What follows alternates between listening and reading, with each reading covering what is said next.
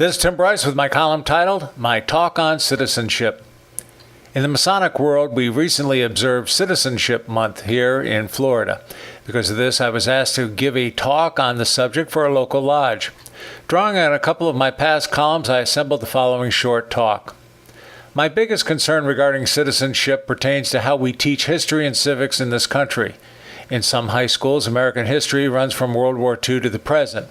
This means students are not learning such things as the Declaration of Independence, the Constitution and Bill of Rights, the Civil War, the Louisiana Purchase, Lewis and Clark, Prohibition, the League of Nations, and much, much more.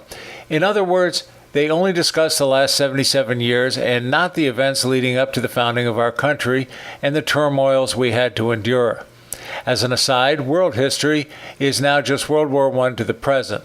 So much for the ancient Greeks, Egyptians, Romans, Marco Polo, the Magna Carta, Ferdinand Magellan, Alexander the Great et al. I presume they had no bearing on our civilization. Such ignorance of our history caused famed historian David McCullough to observe, quote, "We are raising a generation that is historically illiterate and have a very sketchy, thin knowledge of the system on which our entire civilization is based on. It is regrettable and dangerous," end quote. We are also not educating youth properly in terms of civics, understanding our responsibilities as citizens, such as voting, serving on a jury, how legislation is enacted, or what is included in the Constitution and Bill of Rights. No wonder young people do not grasp the significance of such things as the Electoral College, the structure of our government, or what their rights are. Naivety and ignorance leads to apathy at the ballot box. In the 2016 elections, only 57.9% of the citizens voted. Over 90 million didn't vote at all. This is a pitiful figure when you compare it to other democracies like Australia, India, and the Scandinavian countries.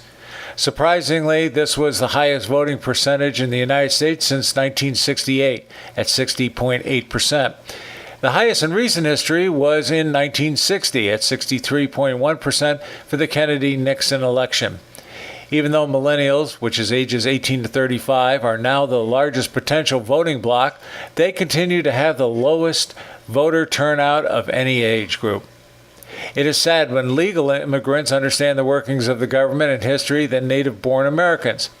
Maybe all citizens should take the same oath naturalized citizens do. Since 1778, immigrants coming to this country have had to pass a test and take an oath swearing their allegiance to the United States.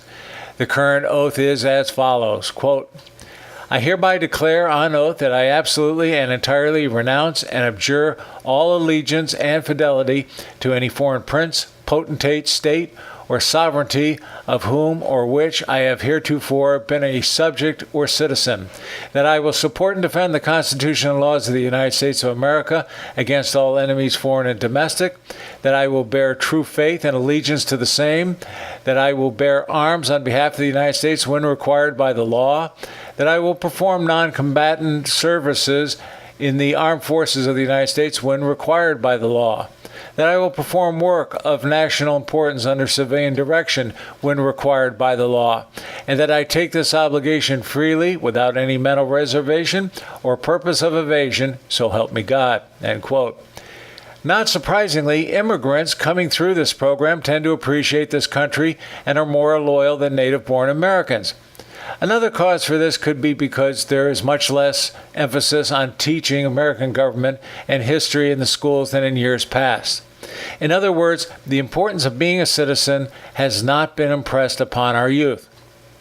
So, as a proposal, how about administering a modified version of the immigration oath to all native-born Americans, perhaps on July 4th? All that is necessary is to simply modify the first sentence of the immigration oath.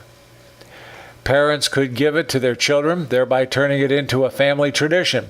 Civic organizations and local governments could administer it in public group settings, or perhaps some other venue. Maybe even the media could get involved and administer it over the airwaves or internet. It should be administered in some solemn way with the right hand raised and the left hand placed on either a copy of the U.S. Constitution or perhaps a holy book such as a Bible, Torah, or Quran. The oath is certainly not the same as the Pledge of Allegiance to the flag. This is instead a reaffirmation of our commitment to our country and would help promote citizenship and voting. Maybe this is something that should be given routinely as opposed to just one time, to remind people of their allegiance to this country. I cannot help but believe this simple gesture would have nothing but beneficial effects. One last observation. During this past year, the talking heads on television recommended avoiding any talk of politics at the dinner table, particularly during Thanksgiving, Christmas, and other holidays. I disagree.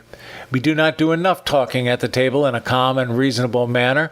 Instead of leaving citizenship to the school educators and MTV, parents should spend more time discussing it around the dinner table, not in a dictatorial manner, but in a frank and open discussion. I believe our youth would better understand the virtue of the Electoral College if it came from their parents as opposed to an entertainer or athlete. Maybe then youth will appreciate the need for citizenship.